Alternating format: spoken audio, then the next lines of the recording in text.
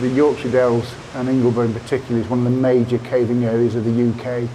These caves are formed from limestone that was originally laid down in the Caribbean, and over millions and millions of years they've slowly shifted north into Yorkshire.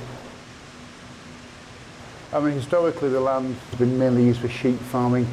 Majority of the dales prior to that was wooded, and I believe at the moment there is plans to sort of rewild it by planting more and more native trees to bring it back to what it was.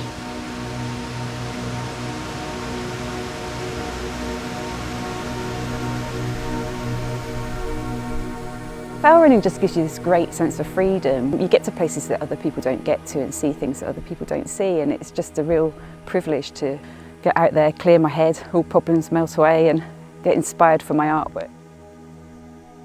In the future, I think I'd like to see a balance between agriculture, tourism and the wildlife that lives in the Ingleborough area.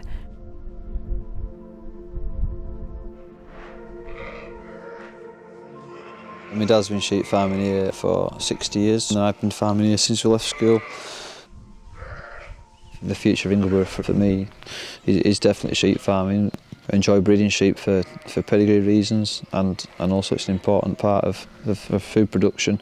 And when people come in with other ideas and saying they want sheep removing off the hills, it puts you on the back foot rather than thinking that it could be taken away from you.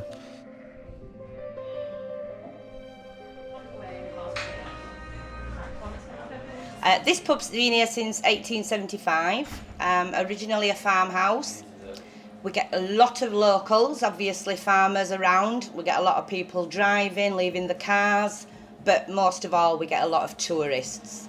Mainly it's to do the Three Peaks. They tend to do one, come back in here for a drink, do another one, come back in for a drink. But yeah, we do get a lot of people in, a lot of tourists, a lot of walkers, the army, the cadets, you know, all different types of people, and a lot of dogs. The landscape's starting to have more of a value now, and it's not just in terms of production. You know, now it has a biological value and a carbon value. You come up here and it's wild, it's beautiful. I think the mental health benefits from that are phenomenal, and I've seen it myself when they've been bringing volunteers. You know, they can be quite apprehensive in the morning, not quite sure how the day's going to go, not sure how they're going to do. Everybody comes off the hill smiling and knowing that even if it's been a rainy day and it's been hard, everybody's achieved something, everyone's got through that barrier. Everybody's going home knowing that they've done their bit.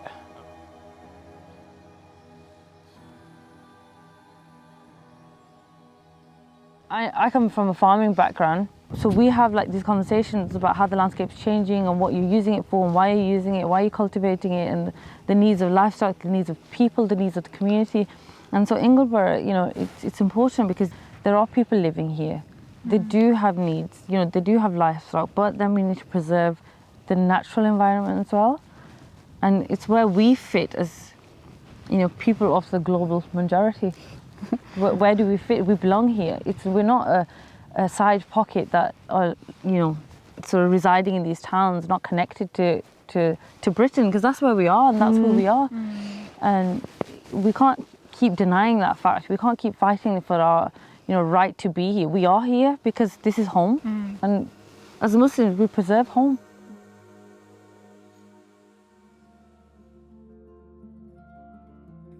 I was born and brought up here. My family's been here for just shy of 40 years. Moved away to go to university and worked away for a few years after that before deciding to come back to the farm.